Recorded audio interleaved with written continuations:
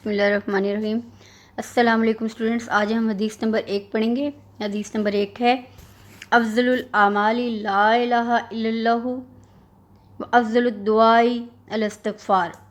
سب سے زیادہ فضیلت والا عمل لا الہ الا اللہ اور بہترین دعا استغفار ہے۔ لفظی ترجمہ دیکھتے ہیں۔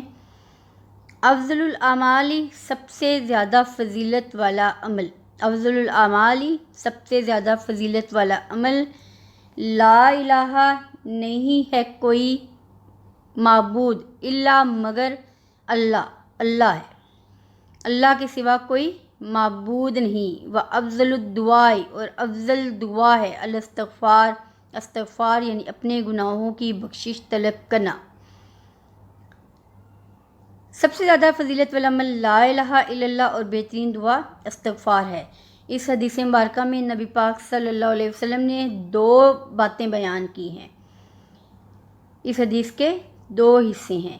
پہلے حصے میں اللہ تعالیٰ کی توحید کے اقرار کو سب سے زیادہ فضیلت والا عمل قرار دیا گیا ہے، جبکہ دوسرے حصے میں استغفار یعنی اللہ کے حضور اپنی غلطیوں اور گناہوں کی معافی طلب کرنے کو سب سے فضیلت والی دعا قرار دیا گیا ہے۔ توحید کیا ہے؟ توحید ہے اللہ تعالیٰ کو واحد اور یکتا ماننا۔ توحید کیا ہے؟ اللہ تعالیٰ کو واحد اور یکتا تسلیم کرنا۔ توحید صرف اللہ تعالیٰ کو عبادت کے لیے مان لینا نہیں، بلکہ عبادت کے ساتھ تمام مشکلات میں سے پکارنا، اس کے ساتھ کسی کو شریک نہ ٹھہرانا، دل و جان سے اللہ تعالیٰ کی وحدانیت کا اقرار کرنا توحید کہلاتا ہے۔ عقیدہ توحید اسلام کے بنیادی ارکان میں سے ہے، اسلام کا پہلا رکن ہے۔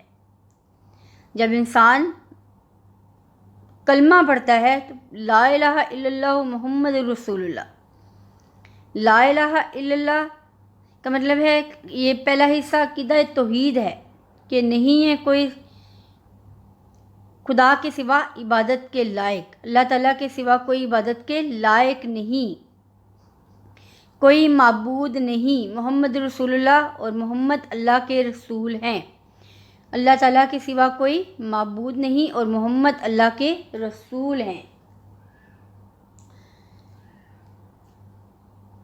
حضرت آدم علیہ السلام سے لے کر ختم النبیین حضرت محمد صلی اللہ علیہ وسلم نے اور تمام انبیاء نے توحید کی دعوت پر کام کیا، اور ہر مسلمان اس کا اقرار کرتے ہوئے دین اسلام میں داخل ہوتا ہے۔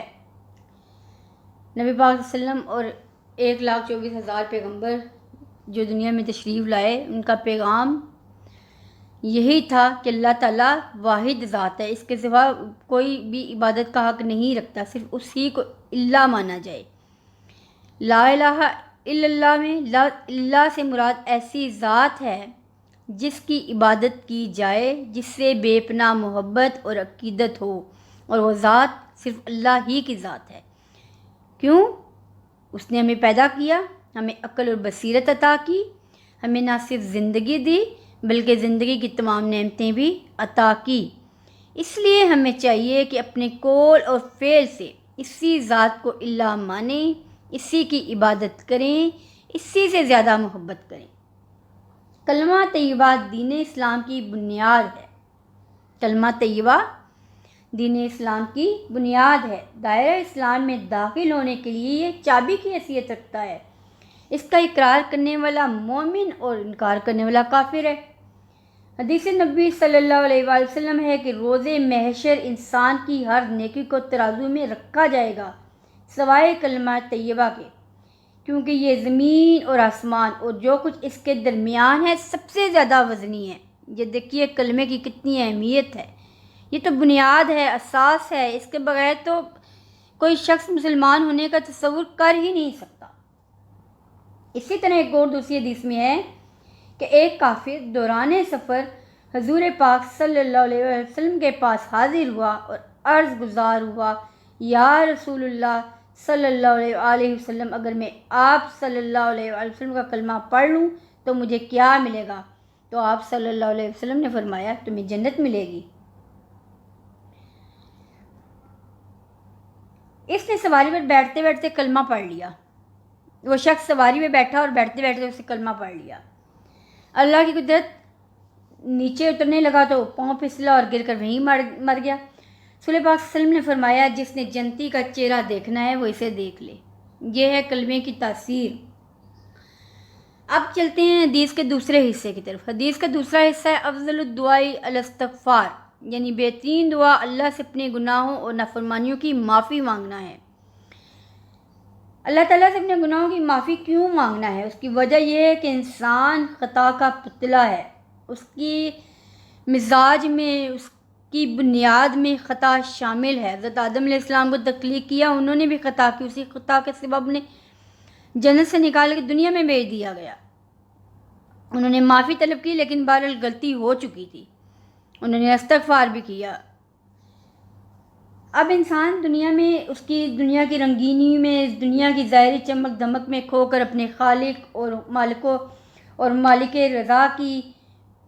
رضا کے خلاف کوئی نہ کوئی کام کر بیٹھتا ہے۔ اب مالک کی رضا کے خلاف جب وہ کوئی کام کرتا ہے، اللہ تعالیٰ کی حکم دولی کرتا ہے، اللہ تعالیٰ اور نبی پاک صلی اللہ علیہ وآلہ وسلم کے فرمان سے ہٹتا ہے، کوئی ایسا کام کر بیٹھتا ہے جس سے انہوں نے منع فرمایا، یا کسی انسان کے حق میں اس کی حق تلفی کر بیٹھتا ہے، تو ایسے وقت میں انسان کو چاہیے کہ وہ اپنی غلطیوں اور گناہوں پر نادم ہو اور اللہ تعالیٰ سے معافی مانگے، کیونکہ دنیا اور آخرت کی نجات اسی میں ہے کہ انسان اپنی غلطیوں پہ نادم ہو کر اللہ تعالیٰ سے معافی طلب کرے۔ اگر انسان اللہ تعالیٰ کی نظر میں پسندیدہ اور محبوب بندہ بننا چاہتا ہے تو اس کو چاہیے کہ وہ چلتے پھرتے اٹھتے بیٹھتے دل سے لا الہ الا اللہ اور استغفار کا ورد کرتا رہے۔ توحید کا اقرار اور اپنے گناہوں پہ اللہ تعالیٰ سے معافی طلب کرنا، یہ انسان کی زبان پہ یہ کلمہ جاری رہنا چاہیے۔